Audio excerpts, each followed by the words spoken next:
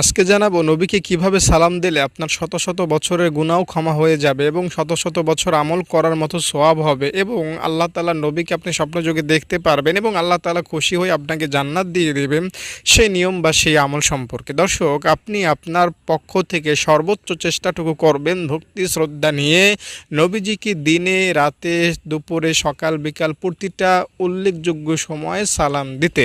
দেখুন, আপনার থেকে আপনার বাবা সালাম পায়, দাদা সালাম পায়, নেতা সালাম পায়, এলাকাবাসী সালাম পায়, কিন্তু নবীজি আপনার থেকে সালাম পাচ্ছে না। দৃঢ়তার সাথে বলেন তো, আপনি নবীজিকে সারা জীবনে কয়টা সালাম দিয়েছেন স্পেশালভাবে? আমরা খুব কম মানুষই নবীজিকে সালাম দেই।